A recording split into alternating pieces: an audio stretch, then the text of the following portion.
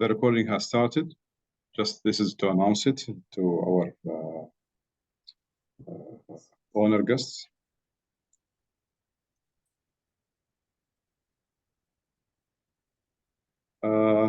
Let's start. Good afternoon, everybody, and I would like, on behalf of Oman Logistics Association, to welcome Professor Jeff Gold from Leeds Business School, and it's our honor. Also, thank you so much for you coming, for your attendance here in our webinar. It's about future foresight subject. Introduce myself. I am Dr. Abdul Salam Abu Saidi. I am the acting general manager of Oman Logistics Association. Along with the team here of Oman Logistics Association, we would like to welcome you. And thank you, Prof, for being with us. And I'm expecting that to be a rich session about future foresights. Professor Jeff is going to conduct a session about future foresights, and afterwards we are going to share with you the slides. In addition to that, for the last 15 minutes of this webinar, we are going to open the question and answer. So you can ask Professor Jeff any question that you have. And I'll start by sharing with you Professor Jeff Gold profile. And I will leave this to my colleague Zainab to introduce Prof. Jeff.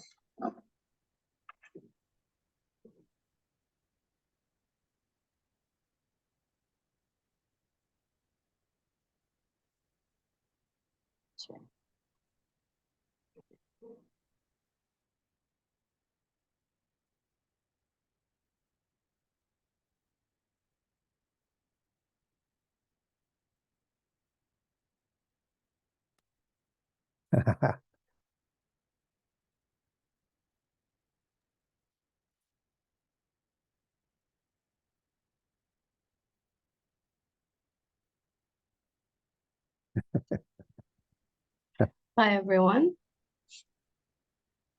It is my distinct pleasure to introduce Professor Jeff Gold.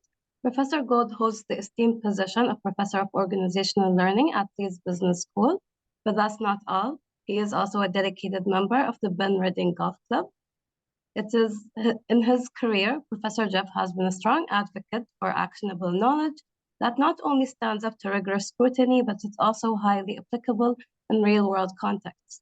His commitment to knowledge dissemination is evident through his extensive portfolio of webinars, seminars, programs, and workshops, covering a wide array of critical topics such as culture shift, talent management, change management, strategic learning, and leadership development. Professor Jeff's impact extends far beyond academia. He has forged meaningful partnerships with renowned organizations, including Barclays Bank, Skipton Building Society, Lipton Faucet.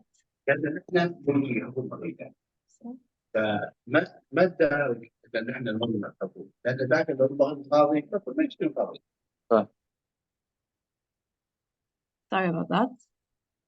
Make sure your mics are muted, please. Where were we? Yes. Professor Jeff's impact extends far beyond academia. He has forged meaningful partnerships with renowned organizations, including Barclays Bank, Skipton Building Society, Lipton Faucet Solicitors, Hallmark Cards, the NHS, the Police Services, and a host of others. He has also co-authored several influential publications, including Leadership and Management Development, the Goer Handbook of Leadership and Management Development, and the Learning-Driven Business in his latest release with co-author Dr. Ala Garrad. Without further ado, we extend a warm welcome to Professor Jeff Gold as he joins us for today's webinar to share his invaluable insights.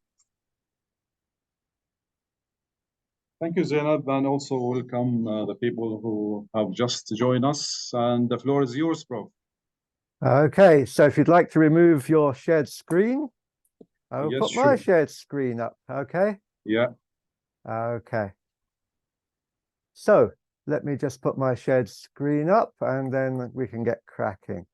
Okay, so these are my slides that I'll be using and as Abdul Salam has just said, you can get these from him after the session. Okay, well, good morning, everyone, or good afternoon. Now, what I am proposing to involve you in is a short process so that you can learn about futures and foresight learning in what I call an ultra VUCA world. VUCA is a term you may have come across, but it's a type, it refers to volatility, uncertainty, complexity, and ambiguity.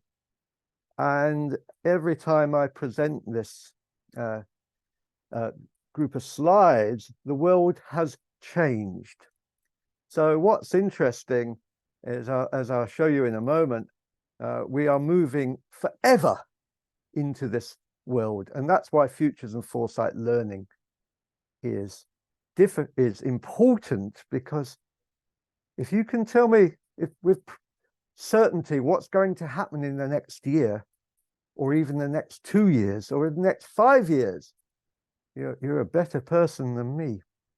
So what I would like you to do, so as you've got something to gain from the workshop, is 2 short tasks. And this is the first task. You need a pencil, paper, or a pen. I would like you to, what's referred to as, consult the oracle. Now, in Greek mythology, Pythia was the priestess to Apollo at the temple of Delphi. What was important about Pythia is that she had a unique skill. If you asked her a question about the future that had a yes or no answer, she could tell you what was going to happen. So what I would like you to do, with reference to your organization or your life, but mainly your organization, is think about the year 2033, 10 years from now, 10 years.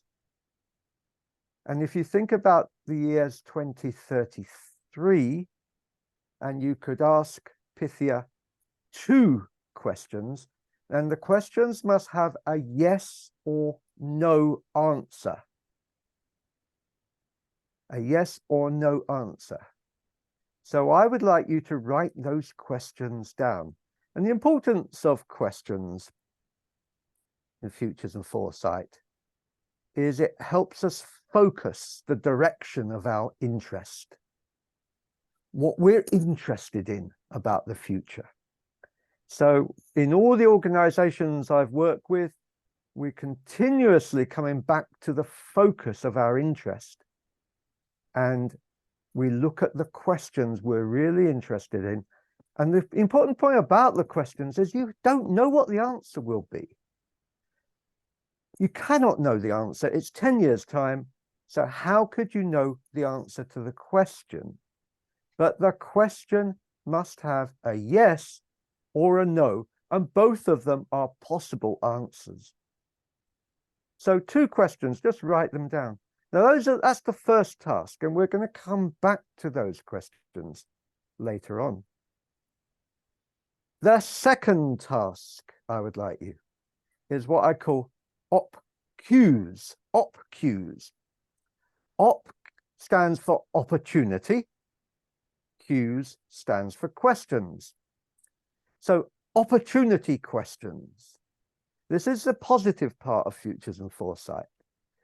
If you consider the current direction of your organization, consider the direction you're currently in, but think about the year 2033. What are the opportunities for you, and what questions would you like to pose about those opportunities? Now, you can be very creative here. You can think about the changes and actions you would like to make, perhaps very desirable changes you would like in the future. What would you like to happen, and what are the questions that go with what you would like? Think about changes inside the organization or with others, or think about new products or services that you might provide. So think about questions. Again, a question that might talk about a product or a service that you may consider as an opportunity for innovation in the future. And think about any new businesses that you might want to set up, or businesses with partners, or businesses with different stakeholders. What opportunities are there for your organization? So just giving you time to write those questions. And again, we will come back to these in the course of the meeting. Now, we've already had 10 minutes, so you can see I really think these are important, but these are sort of activities that are involved in Futures and Foresight. So I want you to get the value from this workshop in an experiential way, not just because I'm a wonderful entertainer in my presentation. Okay, so let me move on. Please tell us if you cannot see the slides or if the slides get stuck. Please tell me. Don't remain silent. So the time we're in, it used to be the case we could talk about a more easy life that we had. It was like a river. The river would flow and we knew where we were going in that river. We used to know that the banks of the river could set the scene of that river and they could change relatively slowly in a fair amount of predictability.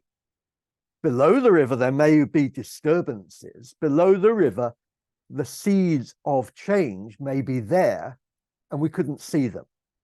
But the river was an apt way of thinking about life. But what we have moved to, and I would suggest for the last, I would say for the last 25 years at least, we have been leading in storms. The storms came from out of the blue. We didn't know they were appearing until they hit us. And for me, it has become important, therefore, to think of ourselves in the future. Not that we can predict where the storms are coming from, but where life may be proceeding. And for me, this is the importance of Futures and Foresight learning. So what do I mean by this? I have supervised several PhDs in Futures and Foresight, and one of these PhDs was a man called Pero Micic, and I supervised his PhD. He is a futures expert living in Germany. But Pero and I worked on his PhD, and one of the definitions we arrived at was we talked about a learning process. It's a learning process to find.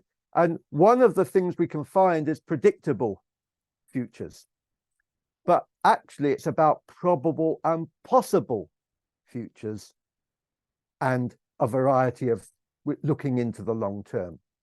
So I use this definition. I've adapted it from my work with Dr. Micic, and this is the one I like to use. But there are other definitions which you can find, and you can ask me and Dr. Abdul Salam for those meanings if you want. And I always say to this, it's a scary process. It's not for the English word wimps, you may not understand. You can't stand back from this. If it's difficult, you've got to face it. And for me, that's one of the values of Futures and Foresight. So what I want to cover, we've got the meaning of Futures and Foresight learning. I'm going to go into more depth in a moment. What does the research tell us about organizations and businesses, and my own experience, but also from academic studies? What does it tell us about the value of it? And then finally, towards the end of the presentation, I will again come back to your questions. So first of all, there are a variety of approaches to what we can do with futures and foresight. First of all, on the left-hand side of this dimension, we can talk about prediction. It is, and probabilities. We can do this because we're in the world of artificial intelligence and machine learning. So actually, there are a range of approaches to the future where we can look at the trend and make a prediction. We can use data from the past to build algorithms. So that's entirely possible in futures and foresight. But as we move along the dimension, we have the possibility to look at different possibilities of futures and foresight, those that can't be predicted. And there we have to use our imagination and be creative. We sometimes look at what are surprises. That is really important because surprise futures is where we look at what may come to us we are not expecting. So surprise futures like the COVID pandemic, for example, interestingly, the EU suggested that as a surprise back in 2011, that the world would be hit by a pandemic. Well, I think we've arrived at predictability. There will be another pandemic one day.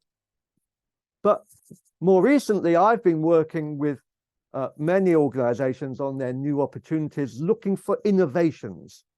So futures and foresight can be devoted to innovations and new opportunities.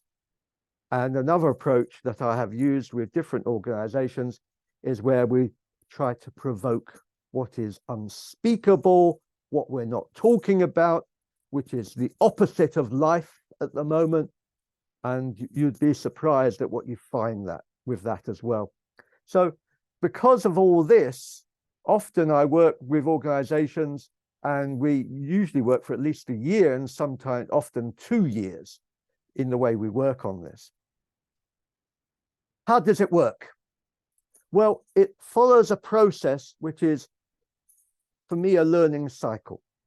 Once we look at what approach we would take from the list, we then move into what's called a scanning approach to learning, where we do what's called horizon scanning.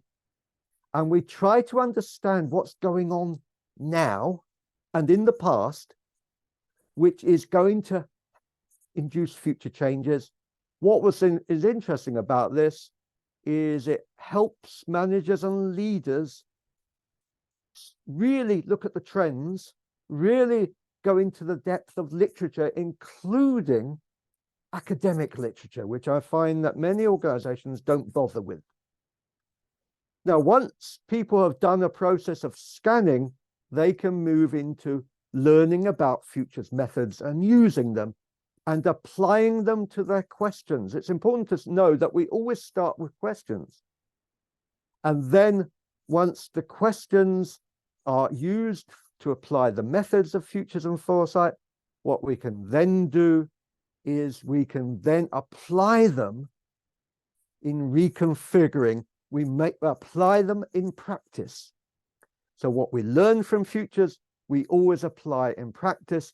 And that process continues round the cycle 3 or 4 times with different approaches. So that's why it's a learning process. And it connects to strategy. This is a model of strategy. I'm not going to explain it in detail, but what I want to show you is how, if the leadership team can form a strategic plan, the crucial process is to execute the plan and review it every 3 months. But what you need to have is a strategic thinking process to underpin what is happening, and you need a futures process to connect to it. So the futures group sits by reporting to the leadership team so that it can use the findings from a learning process in order to make changes to the strategy. And my experience has shown me if you apply it like this, you not only save money, but you find new ideas to change the strategy along with what is happening in the world. So for me, the importance of this is it fits. If you work like this, it applies to strategy, and you will see the effect coming through to your organization on a continuous basis. But the leadership team must decide what to use, because sometimes what is coming through requires the devotion of resources and then the allocation of responsibility. So those go together. And the other process that is crucial is to make sure the leadership team is doing their job by continuously considering strategy in operations.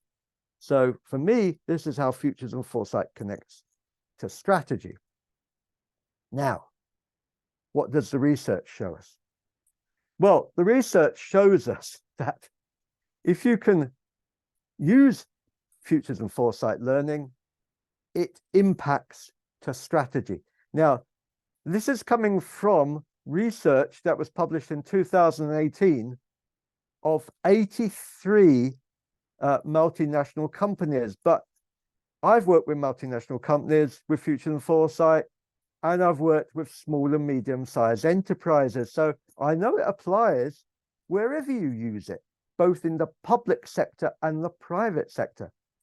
But what the research showed was a link between the performance in terms of profits and market capitalization, if you adopted it in a systematic way continuously, is that you made it affect practice through the structures, and it was linked to strategic decision making. And one of the most important features is that the top management, the chief exec, the leadership team, support the process. They don't regard it as just something that is a fad in their organization.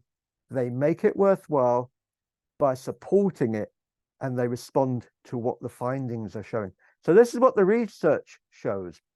But what I also want to do is just give you some examples that I've got from my own practice. So the first area of work I'm going to look at is a service organization in the UK. Now, what's important about this? Well, they're an architecture firm. Now, I've been working with this organization. They are about 70 people inside the organization. They operate not too far from where I live, which is good, but they operate all over the UK.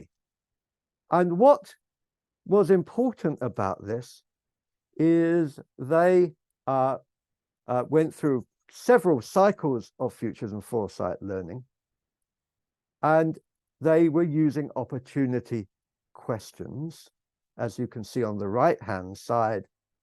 And what was interesting is one of the parts of the process was to say in the future, what new areas, what new fields for action are coming through the process. So one of these was planning and development, for example, and the questions they were posing is what they called the golden thread. So this is where architects were saying, can they offer a service that guides a developer through the initial investment, through the sale and disposal of the project? So from start to finish, the question for them was what they developed into what is being called the golden thread. Another one would be the virtual environment designers. This is where they embrace the technology. So what they were looking at was how they as architects could develop the virtual environments and what they were called, what's called the metaverse. And the crucial thing was, well, they were making a distinction between the virtual process they would be using in the future and the physical process that they would be using in the future. And then the crucial feature was talking about how they would become energy assessors and analysts And this has become an absolutely crucial feature in the UK for the future, because we are supposed to be moving in a green direction, but we're pretty skeptical about our government's commitment to that. But that's what is happening, and as a consequence, businesses are doing this. So one of the most important features of what coming out of this is they were using the process to develop new fields of action. And the important point about this is they could then make a choice. They didn't do all of this because all of this is too much of an investment and commitment.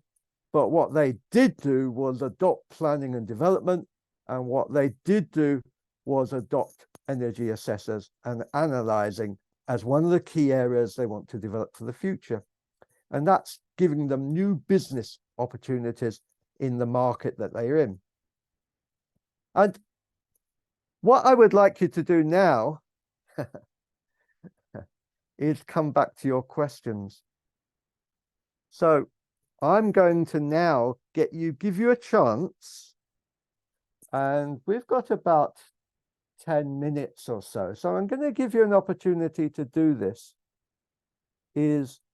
I'm going to give you an opportunity to do this and then share it in a small group so that you can talk to each other for a short period of time. And I will go back to in a moment to split you into groups. But this is what I want you to do. I want you to take your questions that you started with. Do you remember task 1? Do you remember task 1? Task 1 said set 2 questions for the future in 2033. So when I ask you to go into your groups, and I'm going to do that fairly randomly because we haven't got time to do it openly. And so I'm just going to I'll see how many people are in the room now. And I'm going to split you up into small groups, into breakout rooms. But your task is to take your 2 questions and what I want you to do is provide a statement about the possible about the answer to the question. So if you have a question, let me give you my example, which I always give. Will Arsenal win the European Cup in 2033? Will Arsenal win the European Cup? I don't know, but one answer is yes, Arsenal will win the cup. So that is my projected answer in 2033. So I want you to do a very simple statement of the answer. So let me just come back.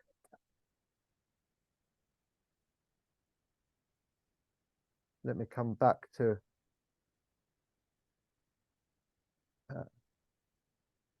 stop. There we go. Okay. And let me come back here. And let me go into breakout.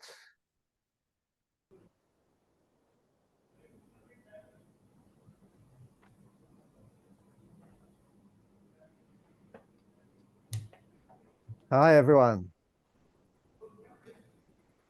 That's not all back yet. Let's just see.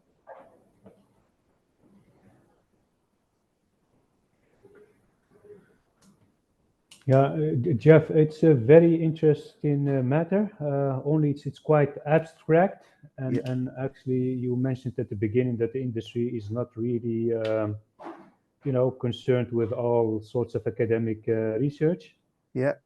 Yeah, my personal experience is indeed it's because there is a lot of abstractism there, right? Because the industry is looking at concrete solutions.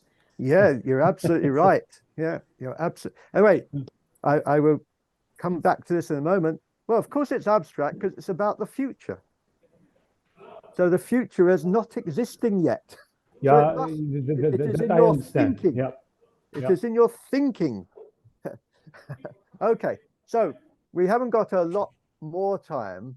So I want to just help you, show you how you use your answers to get something concrete. Okay, so let me just go back to my screen. Now, you may not have had enough time, and I realize I only gave you 5 minutes, but what you should have is an answer to your first question, which I call projected answer 1, abstract. Arsenal will win the European Cup in 2033. Now that's a projected answer to one question. If you have a projected answer to one question, there's also a projected answer to the second question. So you have 2 questions that you set about the future, abstract, because they haven't happened yet, and they may never ever happen, but you have the answer. If you have a projected answer to one question, let's say answer 1, you can have a contrast answer to that answer.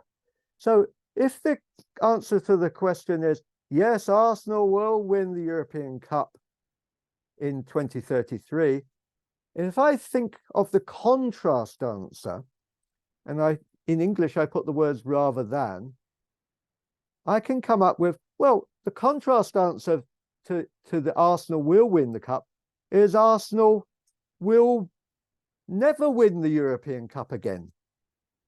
That's a contrast answer. Now it's a no answer, but I'm trying to not just simply say the contrast answer is simply not win the European Cup.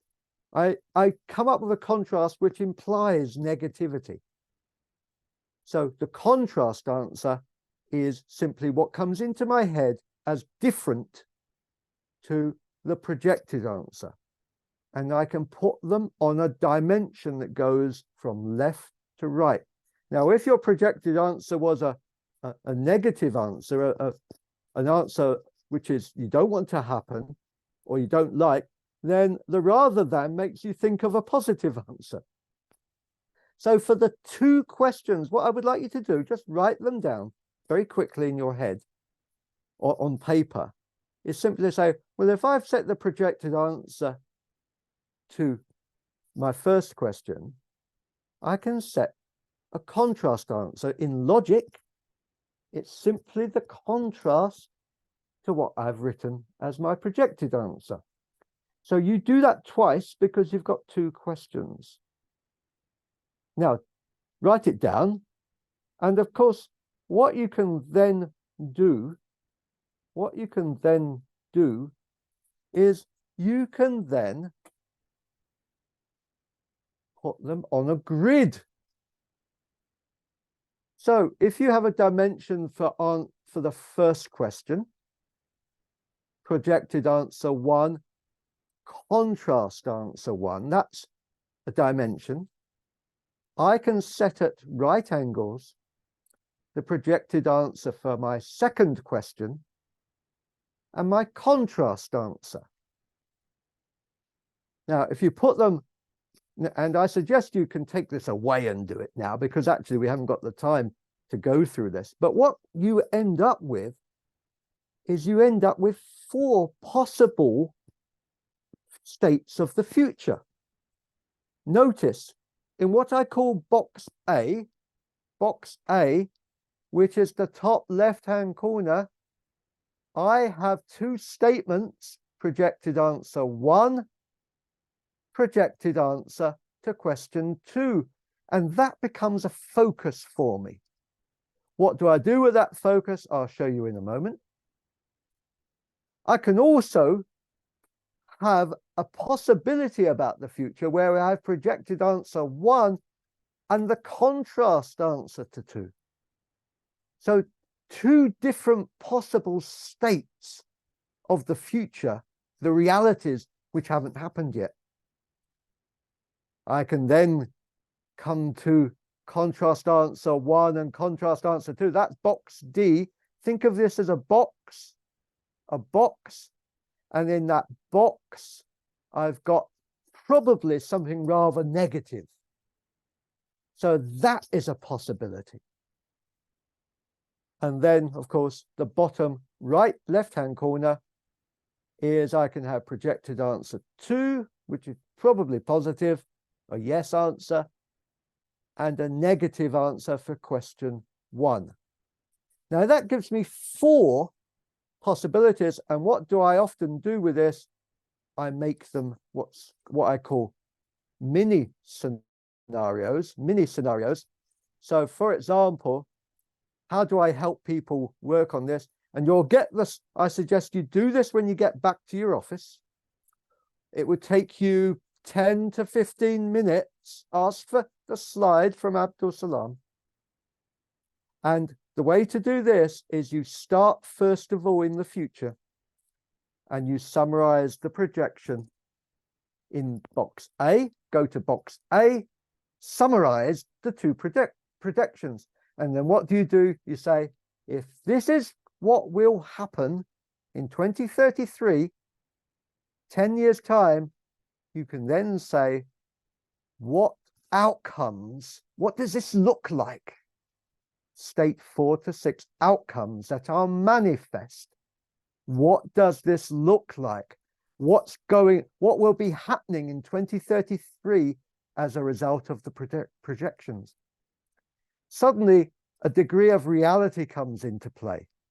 Now, once you get the projections, if you follow the method, you need the slides for this, you can then come back to the year 2028. And the 2028 is only 5 years away. And if you can then say what's happening in 2033, you can then say what must be going on in 2028. So you feel you can then respond to your outcomes by saying what must be happening in 2028.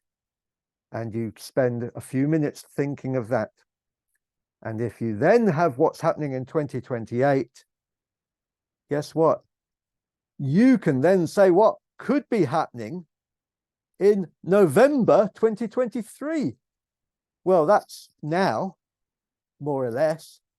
Well, actually, what you can kind of say, is there anything that's happening in 2028 which is either positive or negative, which could be happening, or which could kick it off now, which we want to make happen? And that gives you choices for the present.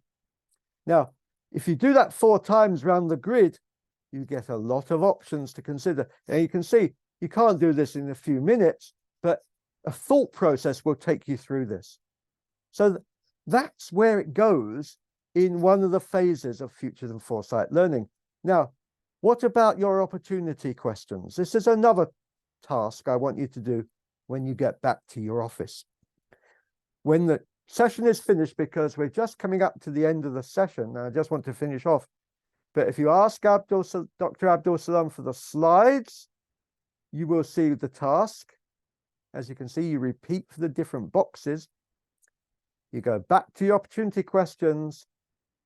And in 2033, you provide 2 answers for each question that you have set. I ask you to set 3 questions. So you have 6 answers. You'll be very surprised at what appears. And then you can start to consider if any of them you want to do.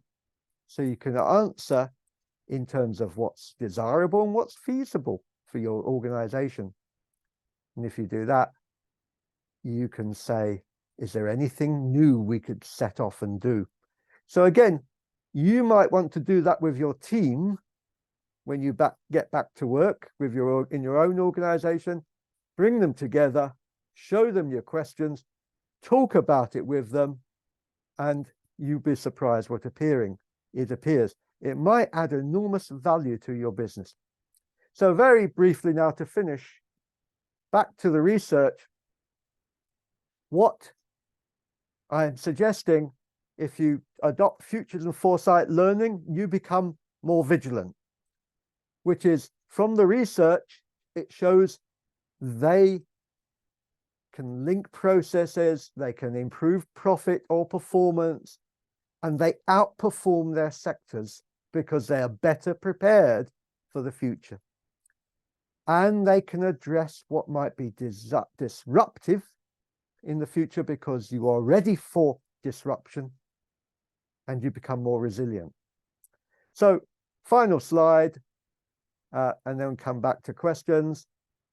If you go to my website, and you'll get this in the slides, this is, and Dr. Abdul Salam also has a mirror website, so you can go to his website. But one of the things I have done in my university is we have built Futures and Foresight into the curriculum for undergraduate students. All business students in my university do a module on Futures and Foresight learning. And we were one of the only universities in the country that did that, but there are probably others now. So that is the end of my presentation. Let me come back to where we were. And Dr. Abdul Salam, you can get some questions moving. Thank you, Professor, for this insightful, session. We'll open the floor for question and answers. And please just raise your hand, and you can ask Prof.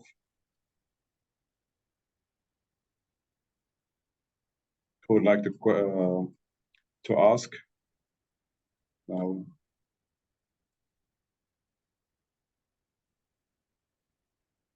Ahmed, do you have any question? Previously, you raised something. Yes, I do have Please. a question to Please. Mr. Professor Jeff. How is this different from other strategic planning tools? You know, what extra does this add? Okay. The Because strategic it's planning yeah. often only considers strategic questions for the future 2 to 3 years ahead, except in some organizations which are heavily involved in long-term investment, they might consider 4 to 5 years ahead. But crucially, strategic planning is about, I make a distinction between strategy, which considers 2 to 3 years ahead in businesses, and Futures and Foresight Learning, which considers at least 10 years ahead, if not more.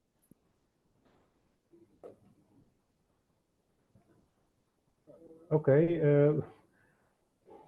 thanks for that answer. But for example, there are also other companies who employ and deploy all sorts of strategic tools, looking also in a longer time horizon. And Yeah. Because to me it looks like I really loved it. You know, the way you explained it and the concept. But I still struggle to see, you know, what kind of value would it add to me as an organization if I can still use, for example, a balanced scorecard and not have a time horizon of 3 years, but say like 7 years, Okay. or Well, 10 years. Yeah. Okay, because the tools of Future and Foresight Learning give you much better insight and preparation for that kind of process.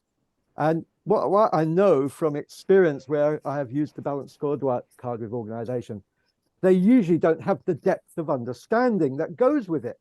Now, when I do Futures and Foresight Learning, they get more depth and more focus, but also they become much more creative because they are released from the constraints of the near future of the next 2 to 3 years.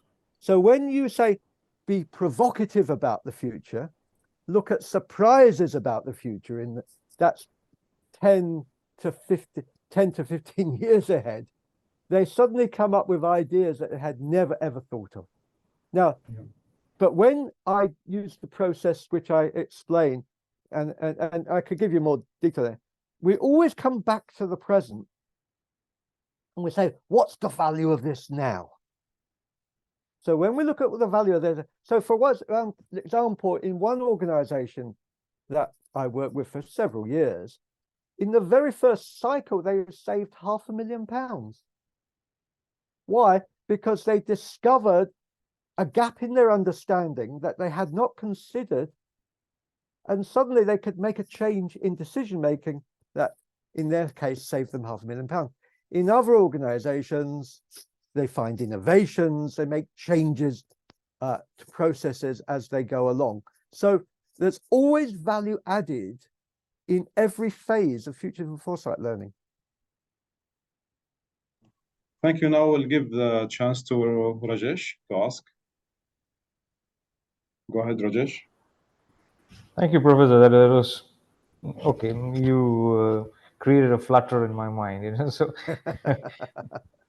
now a question was on those exercises which you did mention. If we do get access to your website, are there some possible examples for the 3 questions and its related outcomes that we could use? Okay. What you will find on the website is you will find the kind of things we do. You will also find various papers. And also Abdul Salam has 1 or 2 of my papers, which I have published recently, which I haven't put on the website. So the most recent paper I published, which I sent to Dr. Abdul Salam, used specifically, there was a particular paper about innovation in small and medium-sized enterprises, and it showed the outcomes of working with 3 organizations around the world. So you can certainly get a hold of a copy of that because it is in the public domain. So yes, on the website, you'll find all sorts of examples and papers which relate to Futures and Foresight Learning. And Dr. Abdul Salam will give you access to that. But you can go there straight away. If you allow me, Prof, I can share that. And also as Prof. Jeff said, that, you know, we're trying to replicate this here in Oman by creating a Future and Foresight group, looking at, you know, what are the emerging challenges in the market. While we are in logistics, I'm not sure nobody talk about logistics here, but, you know, general. Prof, if you can just for 1 minute take us, I mean, from your experience, you know, and as a takeaway recommendations for our audiences today regarding using this tool for their businesses. Yep. Okay, well, very briefly, I've been doing Futures and Foresight Learning for the last 10 years. So I've gained a lot of experience, and it defeats me that organizations are not ready for the future.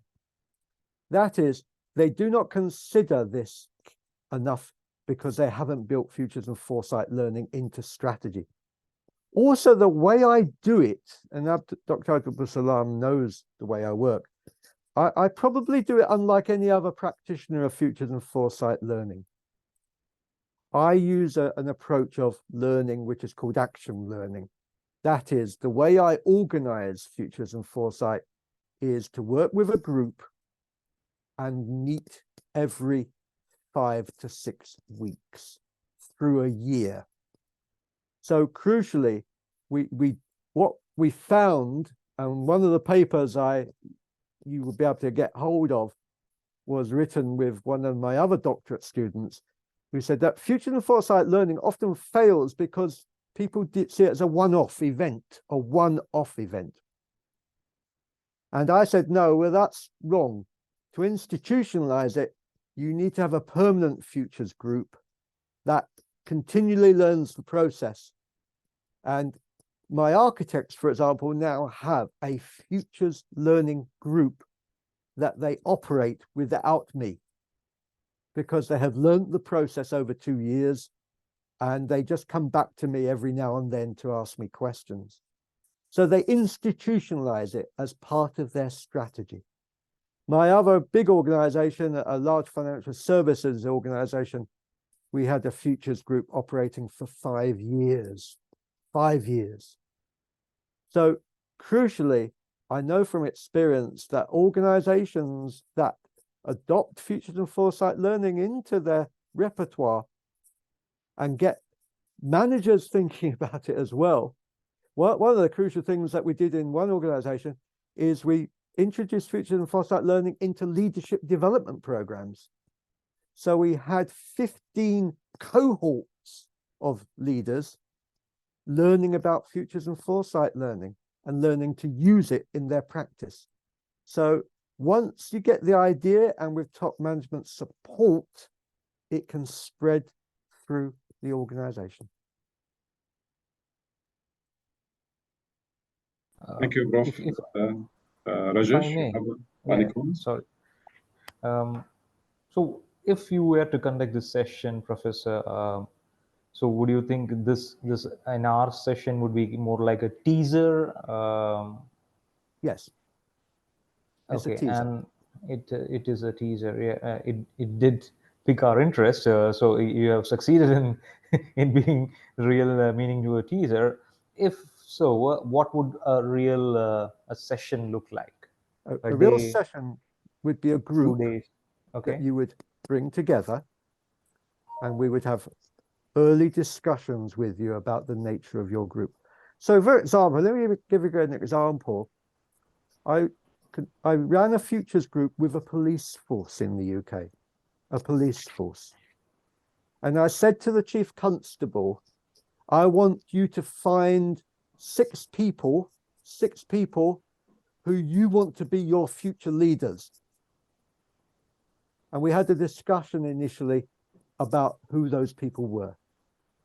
Once we found those 6 people, but our groups can be from 3 to 9. So this was 6. Once we found the group, the crucial thing was we set the focus, the direction we were going to go in, what was we concerned about, and then initially we began, as you began, by setting questions. But we had multiple questions, not just 2, because they worked together in groups of 2. So we had lots of findings, but when we completed the process for the first phase, the first cycle, we reported back to the chief constable because they made recommendations for change in the police force. And that's what they, and that police force is one of the highest performing in England at the moment. Wow. So it does become possible, but I've run futures groups in all sorts of one of my current futures groups, and Dr. Abdul Salam will know Mr. Dr. Ogun in Nigeria. Yeah, he is running a streaming business for Africa for boxing and singing in Nigeria. And he has a streaming process to allow people to access concerts and boxing fights. And he has 140 million subscribers. 140 million across Africa. His latest fight he has set up is with Tyson Fury, and I can't pronounce his name properly, the Cambodian mixed martial arts, Ngannou. You know Ngannou, the mixed martial arts? Okay, there's going to be a fight in Riyadh, which will be streamed across the world. So that whole process has come out of his Futures and Foresight Learning. Thank you. Unbelievable, I would say. It's made him a lot of money. So there are no more questions. I think we have reached to the end, but just to highlight that for Oman and for the future, if you have anything from our honor guests, if you have any questions regarding future foresight, please you can approach me. I'm shadowing Prof. Jeff for more than a few years now in terms of, trying to replicate this and try our organization also to enhance their performance by using a future and foresight processes. And also we're trying, to create a website. We're trying to replicate, looking for, the organization to do better and better. If you have no more questions on behalf of Oman Logistics Association, I would like to thank Prof. Jeff and our honor guests here, for being with us for this 1 hour. It's enriching, Prof. Thank you so much. We're looking forward for another session, maybe in leadership. And we request our the guests to send their emails in the chat to share with them the slides. I got the slides from Prof. Jeff, so I can share it with you for future learning.